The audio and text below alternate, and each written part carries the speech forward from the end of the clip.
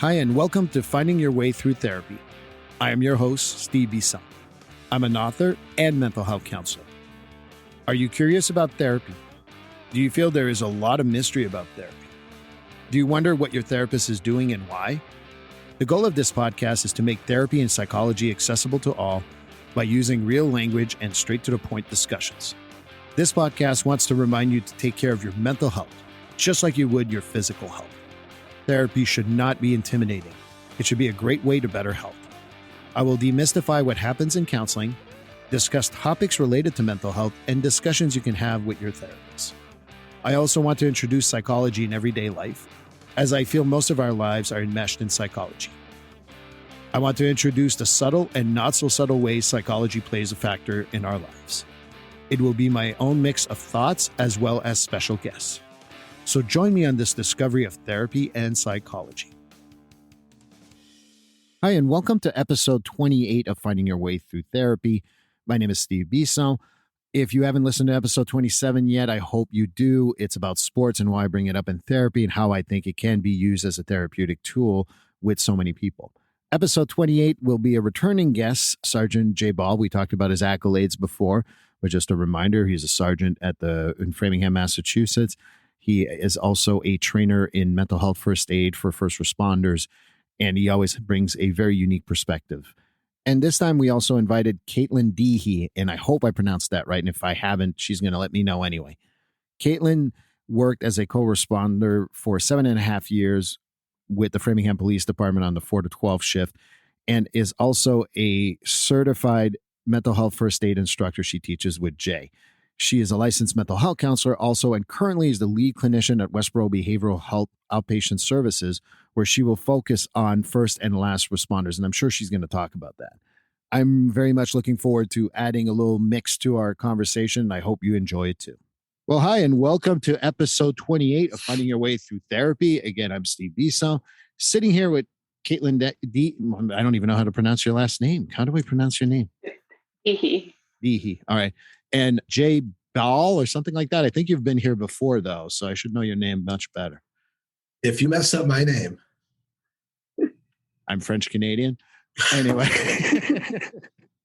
Well, welcome. And again, we're going to talk a little bit about first responders. And I'm so happy that Katelyn was able to join us. She's been a pretty good star in our conversations for the last few shows. So I figured I'd put her in and I include her. So Katelyn, the first thing I would say is welcome and kind of introduce yourself, because everyone gets to introduce themselves. Sure. Thank you so much for having me. And yeah, I actually listened to your last conversation with Jay last night. And I was like, oh, I'm glad that I'm going to be making an appearance so people know who they're talking about. So yeah, so my name is Katelyn Dehey. I am a licensed mental health clinician. For the last almost 8 years, worked for advocates as first a co-responder in Framingham on the 4 to 12 shift. I did that for about 4 years, and then I switched over to helping advocates launch the first co-response training and technical assistance center. And I managed that for 3.5, almost 4 years. And the purpose of that was to replicate the co-response model across the state of Massachusetts. So we did that pretty successfully, I would say. When I started, there was co-response 3 towns. And when I left, we were in 16. So that was pretty exciting to be a part of all that. And I just recently made a switch. I left and I have joined Westboro Behavioral Health. I'm going to be working with them to launch a first and last responder, actually, partial and intensive outpatient program. So I'm pretty excited about that. And that's the next chapter. Well, welcome. And I'm happy you listened to the last episode. You should listen to the one before that. And it really does help. So one of the things that I wanted to start to talk about this episode's coming right in the middle of the holidays. And, one of the things that everyone thinks about the stress for holidays for people and all that. But, this is not directed at Katelyn or Jay. It's both of you, frankly, and I certainly have my own input. But holidays have such an impact on mental health. And I find that particularly it's the case for people that you encounter as a first responder and or co-responder. But I also think that within the first responder population, there's an enormous impact. And wonder, you think about short staff, and sometimes, if you've had a substance use problem in the past, maybe that re-emerges during that time. So I'll start with you, Jay, maybe, and we'll go back to you, Katelyn. What type of role do you feel the holidays have on all that stuff? I see it as a big role, and it's funny. Not funny. It's ironic, I should say, that just today, as soon as I sat down at my desk, a call came in for a 2-year-old not breathing. A lot of us were sitting in our cubicles. We weren't going to the call. Came in also that the updates were coming in. The child was turning blue. Now, I'm not going to the call. Other officers are going, but you sit there and you think, why is this affecting me? But you think yourself going to the call. You think of the officer going to the call. You think of the mother and who's ever with that. And then you couple in, like you said, the holidays. Now, that can happen any time of year, but just want to bring up that just happened no longer than 2 hours ago. Another thing, I know it's not woe is me for first responders, but we've kind of shaped the shows that I'm on to first responders. A few years ago, I remember at my previous department in Milford, it was Christmas Eve, and a lady was trying to complete suicide in her vehicle by method using her vehicle. And you're thinking people are going to parties, people are having maybe a couple of drinks, people are getting together with their relatives, and this young lady was so alone that luckily someone saw her, and that didn't happen that night. But it seems to have a dramatic increase over the holidays where people are doing this, and also the first responders that are arriving on scene to make sure it doesn't happen and to get those people the services they need. Well, I've seen that impact even personally too in the work that I've done. We talked about the suicide rates being higher in April and May for the general population. My experience with first responders, it's significantly higher in November, December, January, actually. I don't have any stats to prove what I just said. It's just my personal experience and having had a completed suicide of a first responder during that time. I also think that it has an enormous impact because of so many different things, including seeing so many things. And for some reason, having more of those stories when the holidays occur really bothers people. But, I don't know, Katelyn, what has been your experience around all that? Yeah, I think as a co-responder, we definitely noticed an increase in just sort of an escalation of symptoms across the board around the holiday time. And I think in terms of first responders, I think another thing that impacts it is, the holidays are supposed to be a time for being with your family and, going to holiday dinners, and first responders work 24/7. They don't always get to take that time and be with their family on Christmas morning when their kids are opening presents from Santa, or they're on Hanukkah to do those traditions. And I think that can make it particularly hard for first responders in that way. Yeah, I think the lack of presence plays a factor because it's not like people are taking it easy and not having medical emergencies and or police emergencies. Oh, it's the 24th. I'm going to calm down. And Hanukkah just started. Let's not do that. Jay, how do you feel people kind of deal with that when there is some like frustration, especially nowadays with this is being recorded in December of 2021? There's a lot of short staff departments. I don't know of any departments that are short staff, and that ends up affecting a whole lot of people, including people who've been there for 15, 20 years who count on those holidays, so to speak. Yeah, it's tough. I'm lucky this year. Next year, not so lucky. This year, I'm lucky. I have pretty much Christmas and the day before and after off. But between being short staffed across the board, and also with COVID, we still have officers, include firefighters and other first responders getting infected. And though it's not what it was in the onset, those officers and firefighters, first responders quarantine, and then their close contacts have to be out also. So that, along with being short-staffed at these police and fire departments, you've got those days off like I do, and then you almost feel guilty. It says, geez, if I can come in for 6 hours and cover this shift so someone doesn't get forced into a triple, but on the other end, am I going to get forced into it? All these things run through your mind, and it puts a stress. You tell your family at home, that, all right, I'll be off these 3 days, but your family at work, you want them to be home also. So sometimes guys without children step up. At my department happens a lot. They'll step up and take those shifts, even if it's just a couple hours to cover, to make sure that some of the guys with children and stuff can go home. But yeah, it is a burden when you got to tell your family that, yeah, I'm working these 3 days and I hope to see you at 4 o'clock, or I hope to see you at midnight, but there's a chance I could get ordered, and ordering, for those who don't know, is you get ordered onto the next shift. It could happen at the last minute. Especially with the medicals that you just talked about, plays a big factor. And, I've recently had someone who told me that they were going to see their family on Thanksgiving. And, there's a COVID exposure. So second shift, 4 to 12, when they were supposed to go out, when they don't live in the same town as where they work, they were told, yeah, tough beans, you got to stick around. I can see where that plays a huge stress on the families. It plays a huge stress on that individual. But at the end of the day, do you feel that we have methods that we can handle that stuff and try to not only have guys who help out just because, and again, maybe I'm breaking a wall here, but not all the guys are willing to help out. And some guys are kind of like, here's my 40 and that's what I do. Yeah, no, and I think I mentioned maybe a previous episode, there's generational changes, positive and negative, neutral, some neutral. But yeah, it's different. When I came up, and it wasn't that long ago, almost 18 years ago, and obviously I had the military before that, but some things you didn't do. And now it seems guys in my generation see others as selfish sometimes, but we got to look, and it's generational.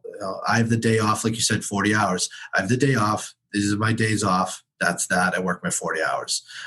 And it's not like you said, breaking a wall or anything like that. It's just understanding to take care of each other. It doesn't matter, as I brought up generations, but it doesn't matter about the generations. It's, look out for each other, take care of each other. If a person's getting forced into a third shift or even a fourth shift, which rarely happens, but it can happen depending how big a department is, take care of that person. Tell them, listen, I'll come in 4 hours or early for you. I'll come in 2 hours. Just because they get forced onto an 8-hour shift doesn't mean they have to do the whole 8-hour shift. Look out, come in 2 hours early, maybe come in midday and let them go home to eat with their family or hang out with their family, and just little things like that, because it is a stressor. What about you, Katelyn? Have you seen anything, particularly in the holidays, on how people can support each other? I mean, there's so many pasta dinners you can get from restaurants that make you feel warm and fuzzy at a department, obviously. Yeah, I think that piece is hard. And in terms of like listening to Jay talk about people getting forced to third and fourth shifts, like that in my mind just sends off all these like safety risk bells, right? Like you're just as humans, we can't function that way. And as first responders, you're being asked to do this monumental job every day, but you've been working for almost 24 hours. So that can't be good for anyone involved, really, not for the first responders and not for the community that the first responders are serving. So I think that's such an important thing to try and look at and yeah, help each other out if you can. I know even as co-responders, we tried to make sure that people had time off at the holidays to be able to spend with their families.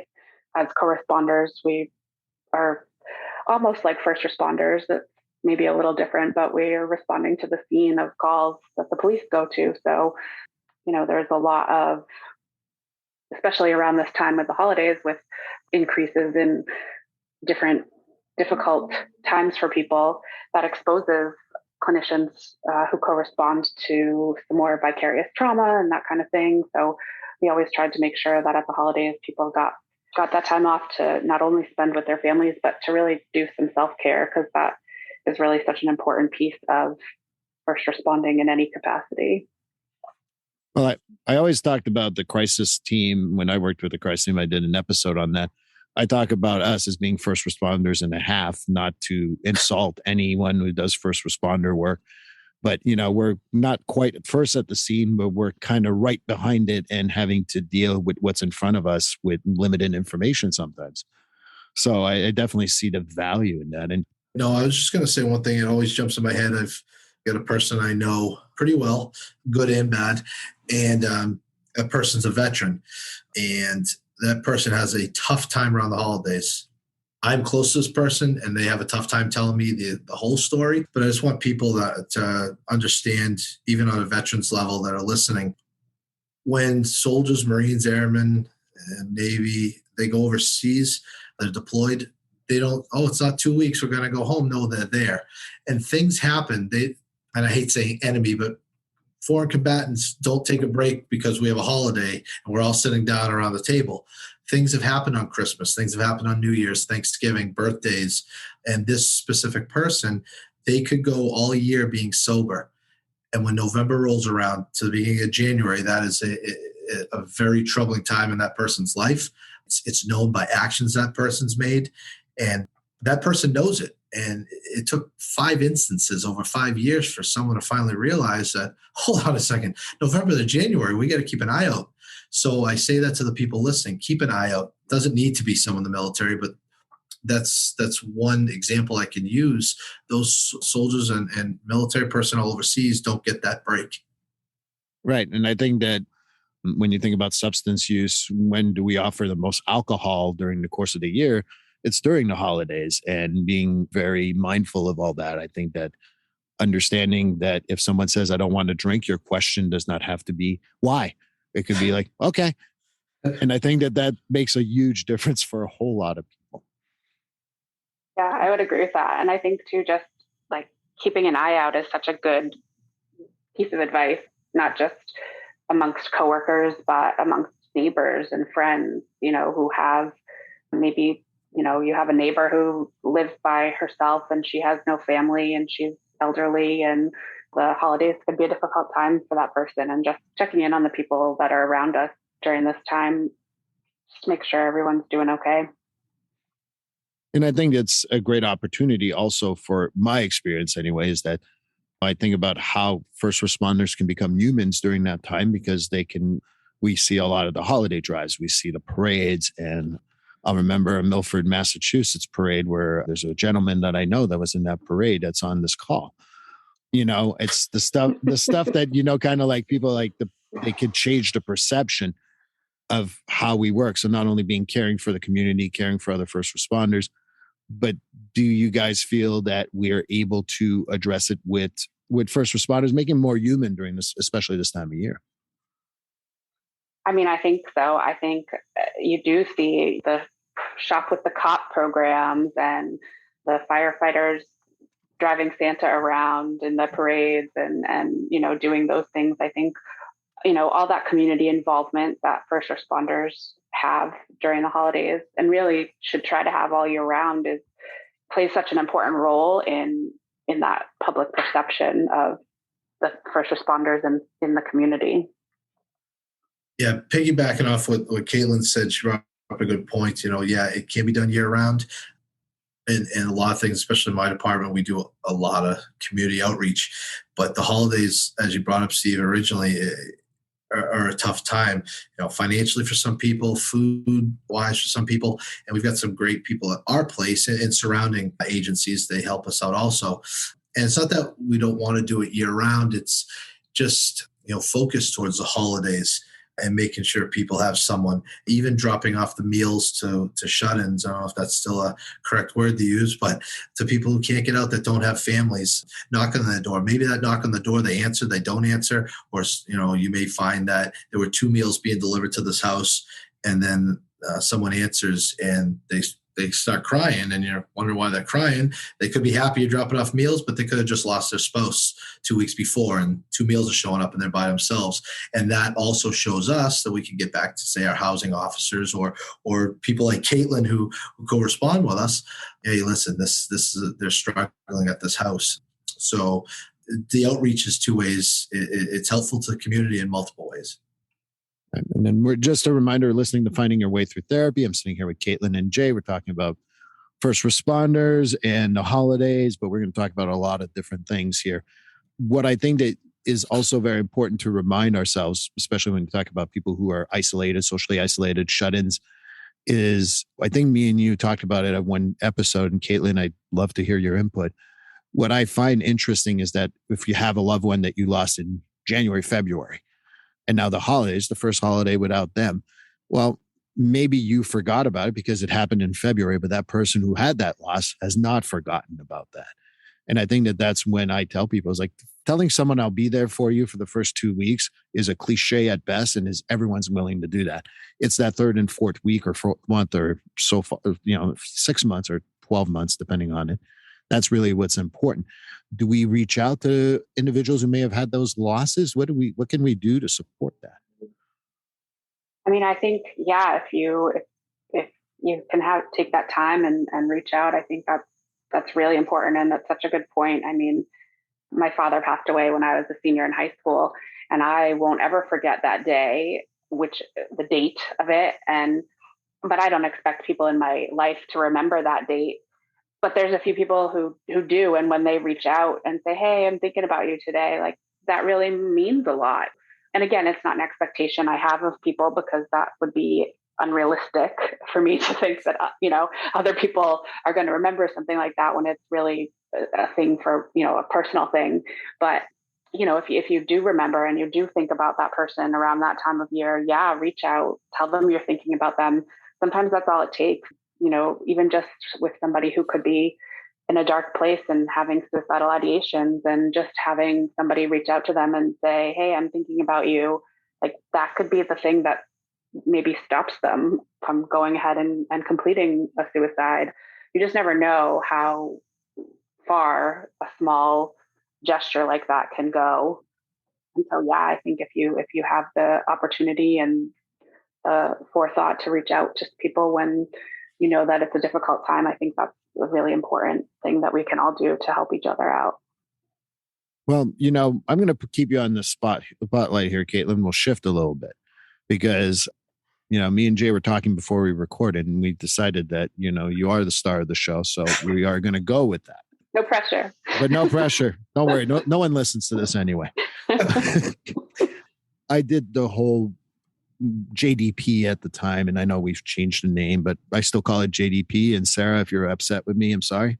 Just saying you right now. She is now. Yeah. Well, it's okay. I've pissed off enough people in my life anyway. I had a great experience with the guys, but I certainly had some mixed experience at times. You've had that experience for over 8 years. What has been, do you feel like there was a shift even during those 8 years? I know the hard work, and again, give props to Sarah. The 2003, 2004, Sarah was in Framingham, Massachusetts, and she helped break down a lot of barriers. And obviously she brought other people on, but you did it for 8 years. Have you seen a shift even during your 8 years there? What has been the attitude overall? And any difficulties that you still feel are still persisting? And we're not talking about any particular department. We're talking generally, of course. Yeah, no, absolutely. I've seen a shift in general. Departments, I've never started a co-response program with a department that wasn't skeptical a little bit. They, will come. Like I remember the very first program that I helped to replicate when we opened the Training and Technical Assistance Center. They sent representatives from the department to TTAC, and we sat down with them. And what's the TTAC, by the way? Oh, Training and Technical Assistance Center. Thank you. Sorry.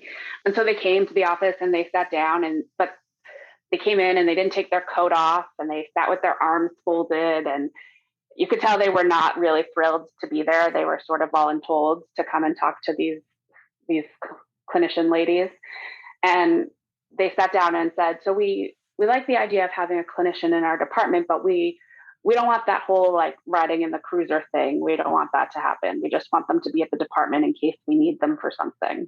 And Sarah and I said, "Okay, well, that's what we do, is the whole riding in the cruiser part. So we can guide you in a different direction if that's what you want, but let us tell you about why the riding in the cruiser part is good." And about an hour later, these officers had taken off their jackets, they had relaxed their body posture, and they looked at me and said, "So can we just take you with us right now to the department to ride in the cruiser?" And obviously that's not the way it works, but just hearing us talk about all the benefits of having a clinician in the cruiser, it was unbelievable to watch in front of my eyes, like their whole attitude shift about it, and the interest and the excitement about it. And again, like once you bring it back to a department, there's always an officer or two that's been there for 30 plus years. And they're like, yeah, I'm not doing that.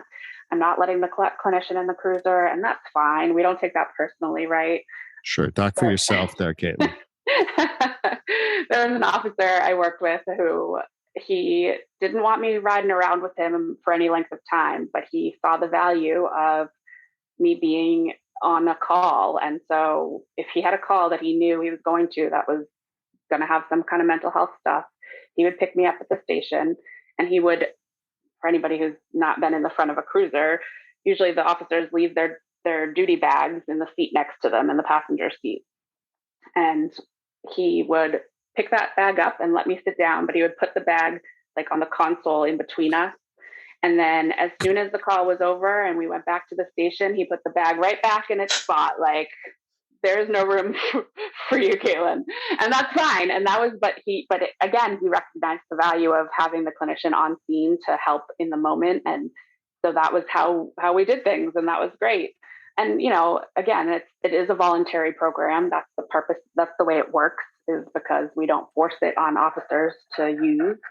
But when they see the value of it, they argue over who's taking the clinician on the road today, because it's a helpful thing, right? And it's helpful not just for the people in the community that the officers are dealing with, but it's also helpful for the officers, whether they know it or not in the moment. But, you're riding around in a cruiser with somebody who is trained to listen to you talk. They talk. They don't necessarily even know they're doing it, but they talk about all the things that are going on in their lives. And we're not their therapists, so we're not, doing therapy in the cruiser, right? But like, it obviously is helpful for them to unload some of that stuff, and that's fine.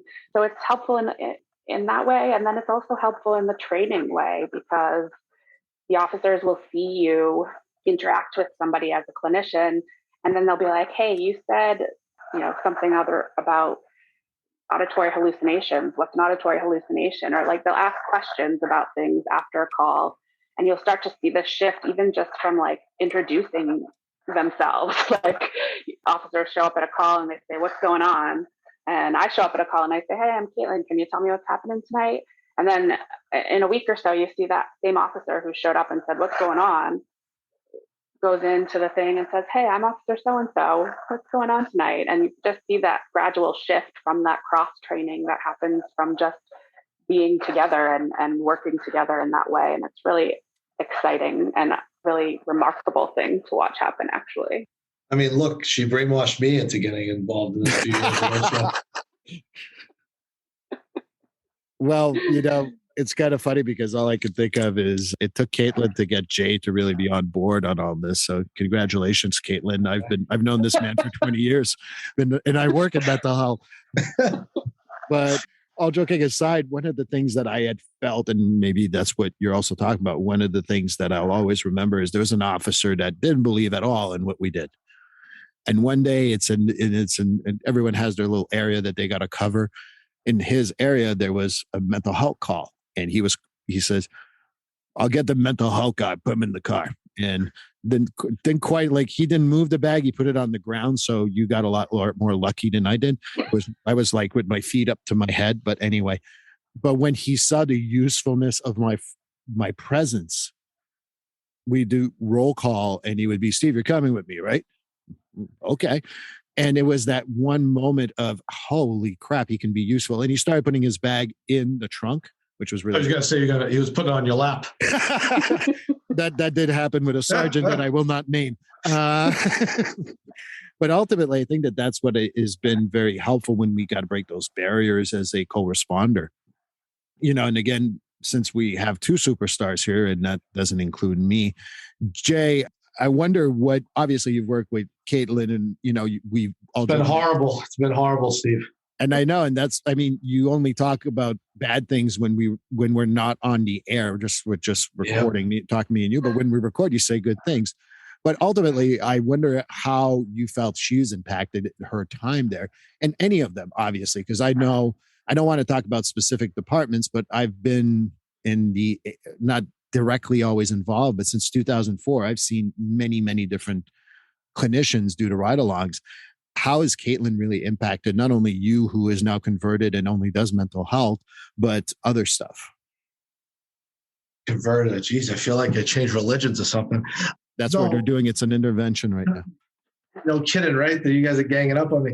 No, Caitlin, it's. I hate to say multifaceted, but I remember taking Caitlin. I think her and I only won one call together, and it's one I remember. It was down on Second Street in the city I work in, and I had her down there. It was almost how did I knew what Caitlin did. I knew how she did things. I was already 50% believing in the program. I always believed in the program. I just had walls up in myself. And I remember being down there, and she probably doesn't remember it, or she does, and it's a totally different story than I'm about to tell. But she was handling something on her own, and I was walking in and out of the house. And my mentality as a police officer was, she's going to do her job. She knows how to do her job. She's a pro at this, but I don't want anything to happen to her. And I don't know if it was a brotherly thing, a fatherly thing, because I'm old now. It was like she's doing her thing, but I always wanted to check on her, and I wasn't leaving. And I know that some quote unquote co-response units think that, oh yeah, we send someone there. No, I get Caitlin with me, and in hand with that, seeing her work, seeing her talk to people, also the effect she had on the police department. But most importantly, she's been my partner teaching for the past couple of years. And I always call her boss. She was the boss. But the thing was, she's taught me a lot in the classes. We share a lot about our personal lives to the students to have that lived experience and the real world experience, and to know why Caitlin. I'm not going to give a spoiler alert. You're going to have to come to a class we teach. But to see some of the things that Caitlin puts out there that she doesn't need to put out there. She's got enough education, enough experience on this job, and lives saved is the best way of saying it, to just go with the class and go with the flow. But she puts personal stuff out there to show that, number one, she's human, and number two, this is how you get through it. This is how you deal with it. We all have things in our lives, and nothing wrong with that. So knowing her over those years, she's had a direct effect on myself, but I know other police officers also. Well, it's definitely something that, you mentioned earlier, Caitlin, what you just said. What I found eventually with time is that they want you to have the ride along because they want to talk about shit going down in their lives. And bringing that human side to mental health, and that we're not so stringent and being human, I think is really the difference between a clinician that lasts years in this field versus a clinician that lasts months, who wants to keep that, I don't think professionalism is the right word, but that stoic view. And I think that you sharing who you are in those classes, as well as, with others, I really think that helps. Was that intended the way you've done it, or is just like unintentional that it developed that way? That's a good question. And I don't really know, but I think as a clinician in training, they always talk about like being careful with self-disclosing things, and you should only do it in a therapeutic way if you're going to disclose things about yourself. And obviously, when I'm teaching a class, I'm not in therapy, but I think about it that way. Like, listen, I'm standing in front of this group of first responders, trying to get them to like buy into like mental health is a thing, and we need to pay attention to it for everyone, not just the general public. And it's important for you also. And like, I can preach about that and talk about it from an academic standpoint all day long, but isn't it better for them to see me here standing in front of them as somebody who I have had anxiety and I have had panic attacks, and we talk about anxiety and panic attacks in mental health first aid, and I'm able to tell them what that feels like and explain it from a personal way. And I feel like you just get farther in making an impact when you share that kind of stuff, not only with students in a class, but if you're dealing with a client that has really bad anxiety and a panic attack. And just feel like sometimes, of course, as long as in therapy is therapeutic, I think self-disclosure can be so helpful for people, because they're like, oh, like I'm not alone in this. This person I'm opening up to about it knows what I'm talking about. Like they're not just talking to me about it from what they know from a textbook. They're talking about it from their own experience as well. And I think that also speaks to like the increase in peer work, recovery coaches and peer specialists. And, that lived experience can be so validating and so empowering for people compared to what I, as a trained clinician, can offer somebody who, somebody who's struggling with heroin addiction.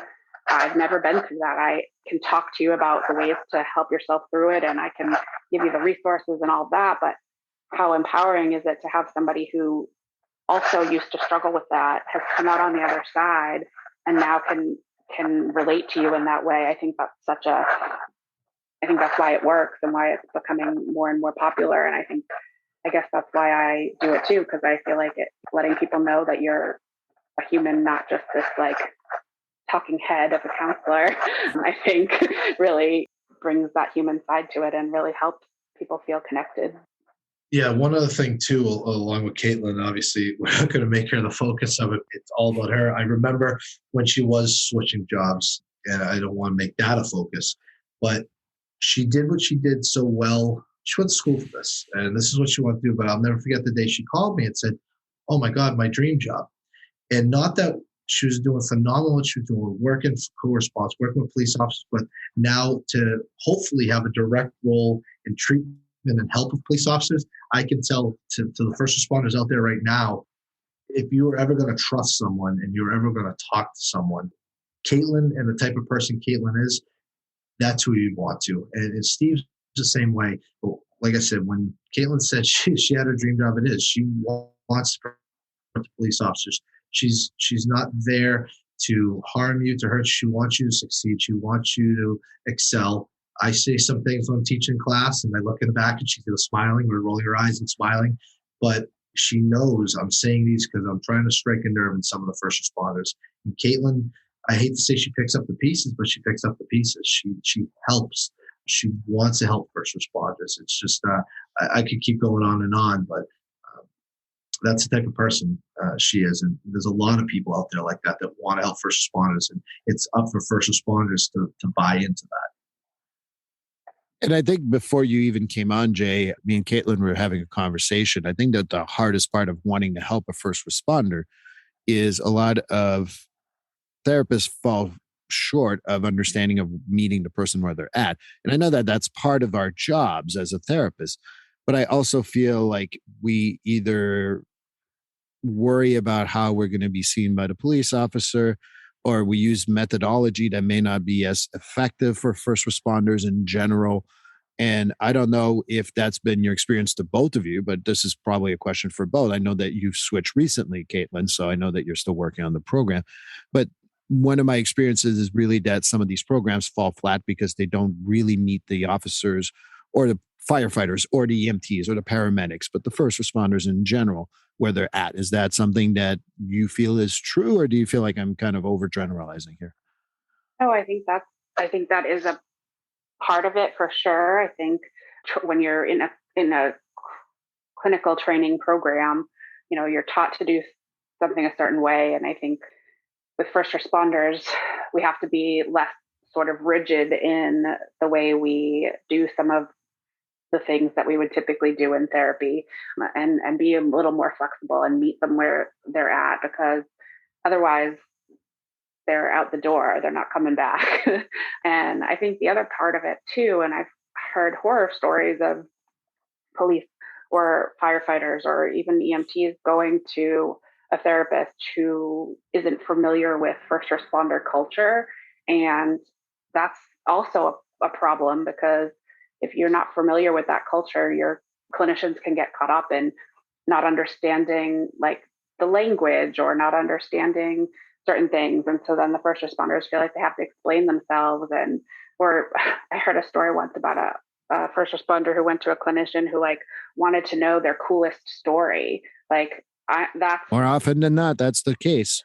so inappropriate. Like that is not that is not your role ever. You wouldn't ask a patient who was a bank teller that, like, you know what I mean? Like, I think people get caught up in that and sort of the glamour that society has put on the first responder, from movies and TV shows and all that. And I think people get caught up in that, and you have to understand the first responder culture, and that it really is a culture in and of itself, and that there's a lot of dark humor used for coping, and you can't be offended by that stuff. Like, you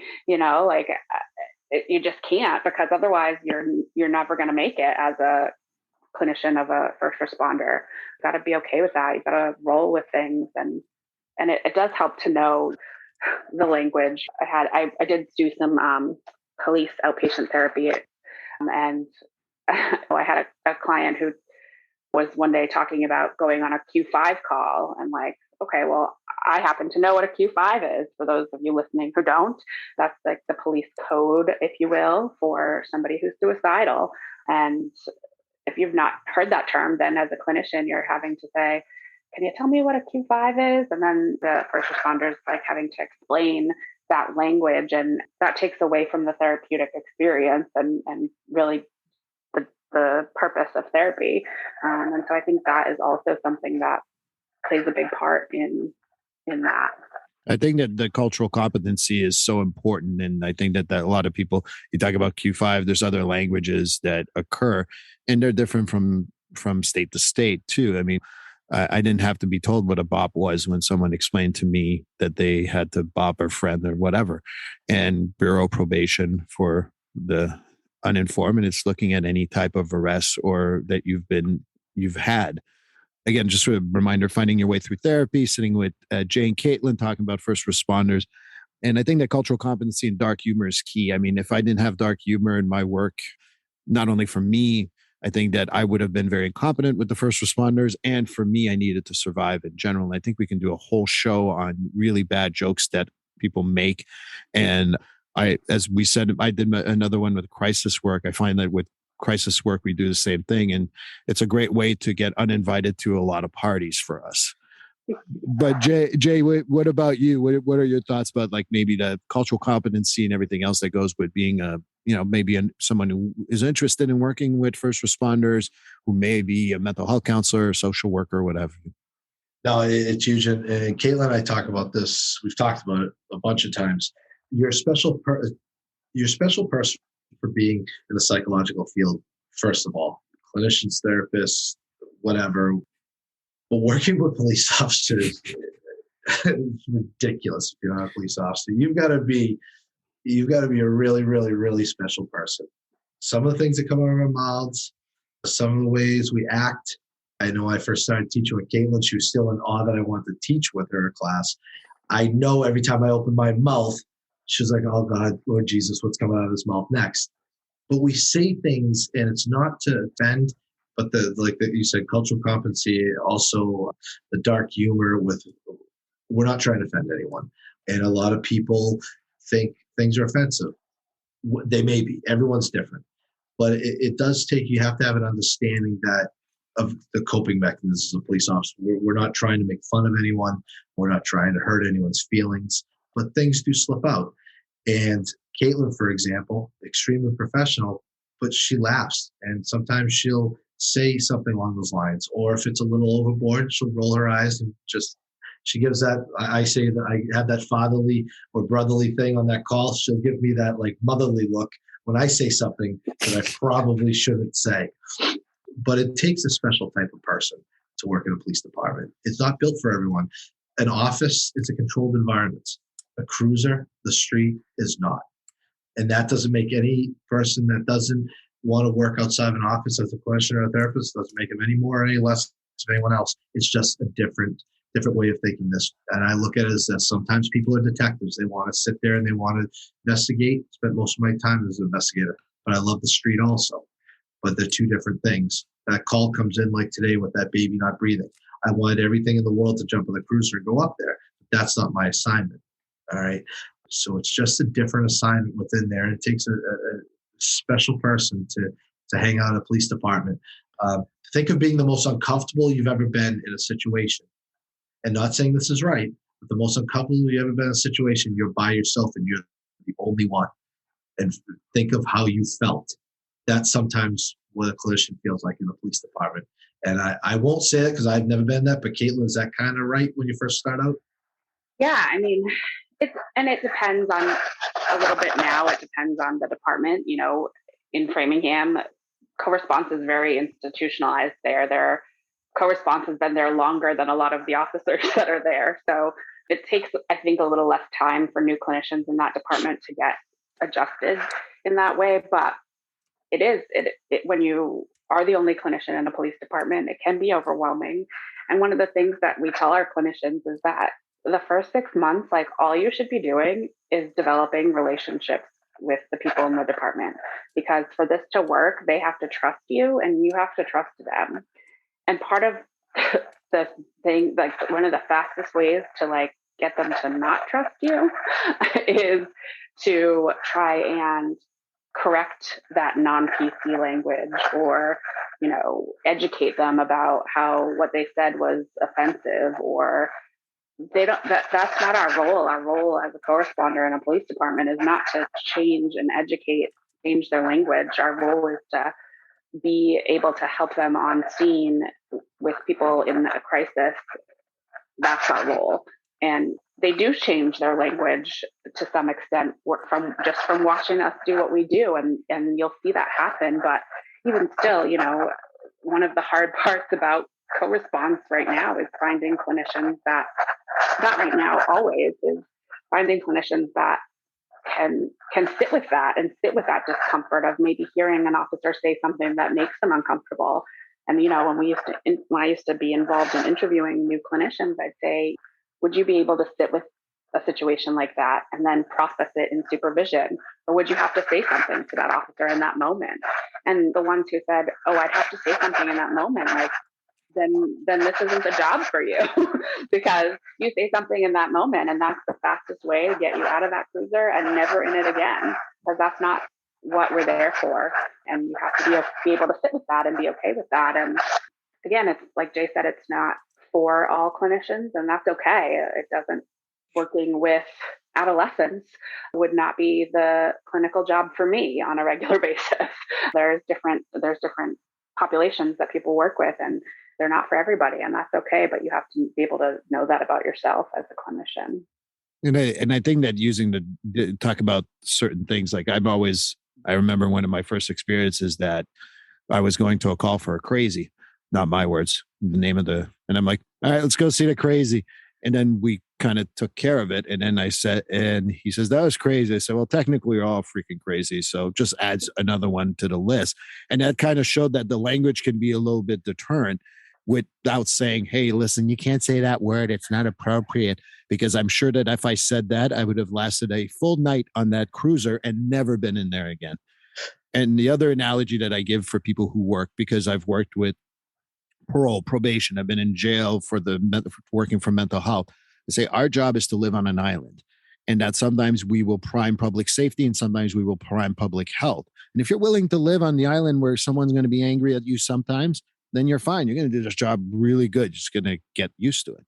But sometimes at some point in time, we need to figure out what is more important. That's a very tough call. It's got to take a lot of clinical skills, and it also takes a lot of courage to disagree with someone, whether it's a public health level or the public safety level. I know that, Jay, you wanted to say something, but I wanted to throw that out because I think my interviews, when I did interviews for all those jobs, I would always say, are you willing to live on an island? And if you're not willing to live on an island, cool. That's all good for me. But if you're not willing to live on that island, then that's not a job for you. No, I'm glad actually you said that, because you mentioned one thing. I just want to clarify to people that aren't used to the culture. Yes, things really bad are said sometimes, but the majority, the 99.9%, it's not, racist or biased or sexist or harassment. It's like Steve said, going on a crazy call, or something like Katelyn said, not PC. It'll be a tongue-in-cheek thing. Nothing offensive to those things. So when we talk about the dark humor, for those that don't know, that's the kind of thing. And I'm glad you said, because that's what I'm going to jump back to, Steve, when you're saying, going on a crazy call. You say that to some people in the mental health field, like, oh my God, he called them crazy. That's kind of like the things that are said. Yes, offensive to some, absolutely. But it's nothing overt that is making anyone uncomfortable. Right. And I think that you're absolutely right. And it's clear I wanted to mention that too. So thank you for saying that. My experience, and Katelyn, I'll turn to you about being a woman in the department. when you're working at a co-response. But for me, I never heard racial slurs. I never heard anything of that nature that was said. And you say 99%. We'll agree to disagree because I think it's more in the 90-95 range, but we'll agree to disagree. I'm not there regularly. Sorry. We all have different points of views, but and I think that never happened with me. And obviously, maybe we're two guys, and I'm going to turn to a woman here because have you had that experience that people were sexist or misogynist or anything like that? No, I never had that experience in directly. I have known clinicians that have had that experience, but it's rare. And it was the one thing I'm thinking about was a very isolated situation. But no, on 8 years, I never encountered any racial slurs or anything overtly inappropriate that made me so uncomfortable that I had to call my supervisor or anything like that. I mean, I did my clinical internship at a detention center, and even working as a woman in a detention center unit full of men, that was never my experience either. It was interesting because some of the corrections officers who were female had different experiences than I did with that.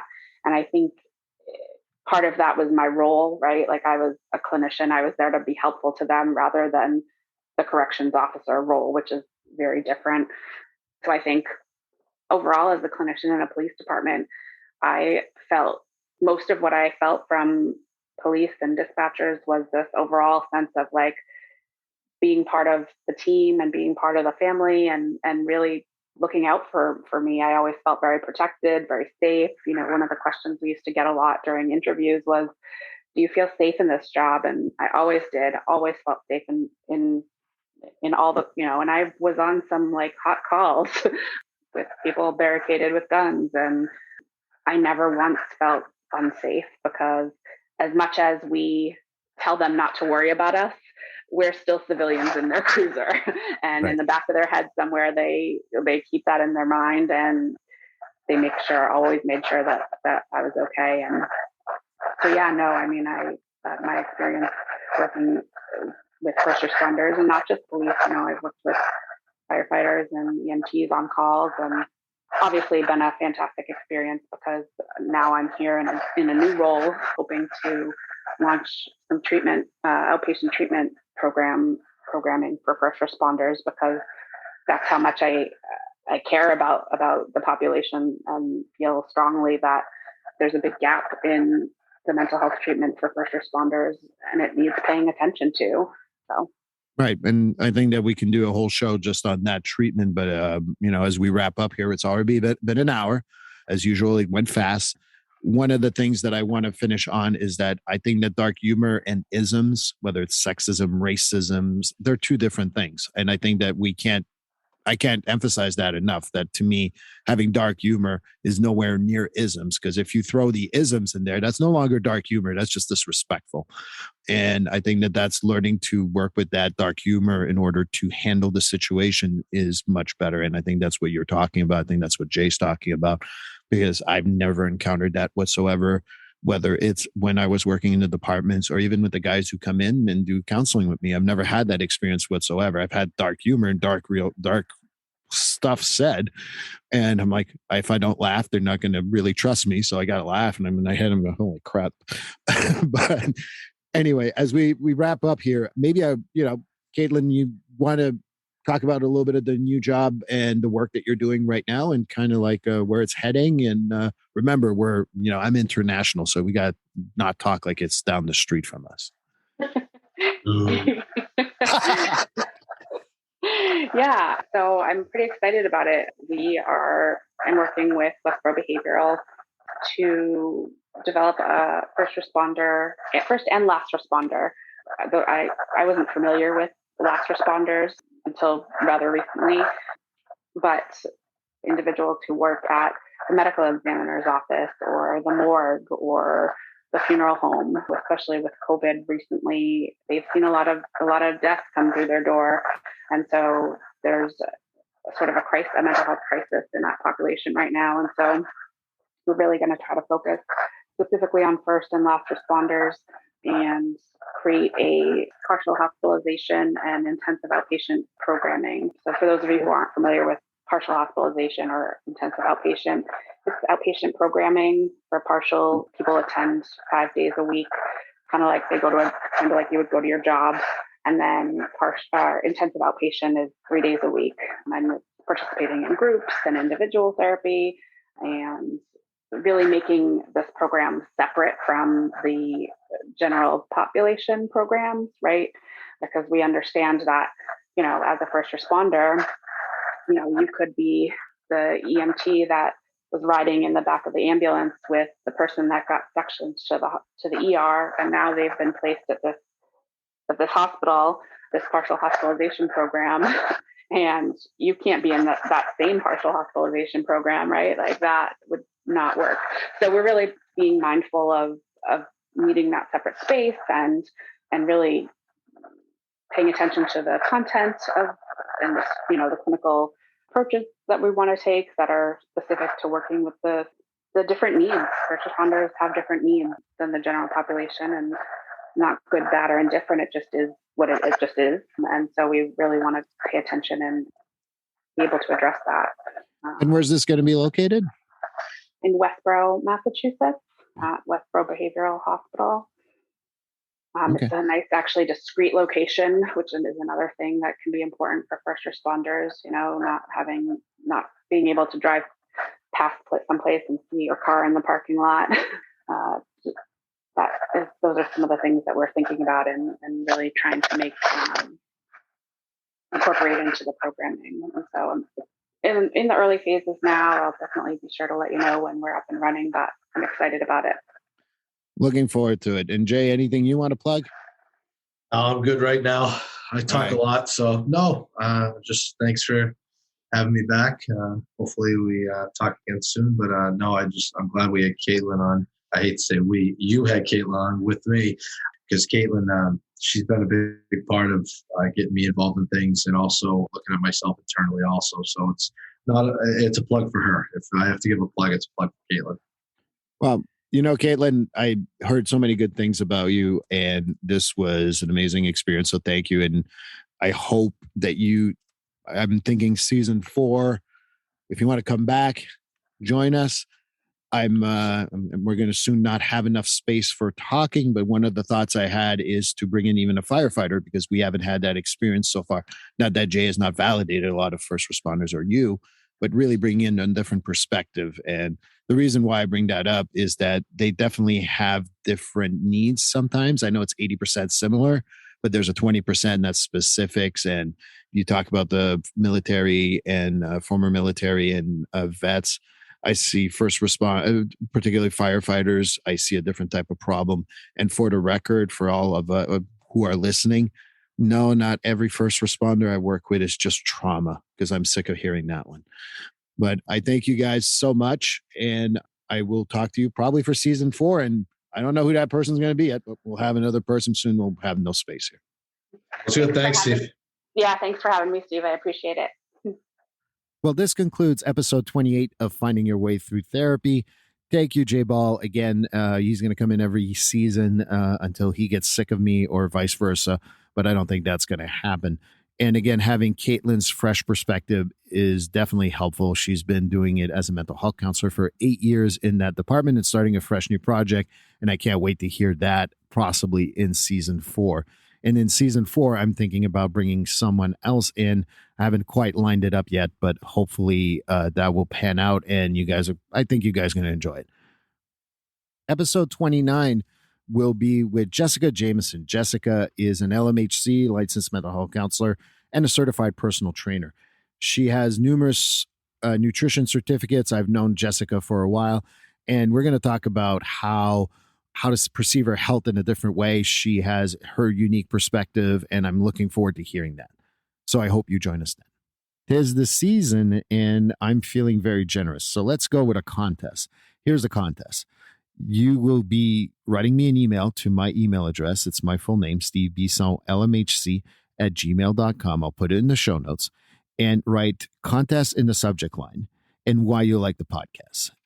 what are the prizes? Well, let's start with the most important prize, obviously, which is my book. So Finding Your Way Through Therapy. So one person will win my book, Finding Your Way Through Therapy. Another prize will be Blight Landry's book, Trauma Intelligence, and that will be another person will win that. And the grand prize will be someone who wins both books. So remember to email me with the word contest and write down what you've enjoyed from my podcast. And I will also add you to my mailing list. So please do so before December 31st. That's when I will close it down. And you can go in and participate in the contest once a month. So you can do one in November, one in December, and we'll announce it in January. So looking forward to hearing from you, and good luck. Please like, subscribe, or follow this podcast on your favorite platform. A glowing review is always helpful. And as a reminder, this podcast is for information, educational, and entertainment purposes. If you are struggling with a mental health or substance abuse issue, please reach out to a professional counselor or therapist for consultation.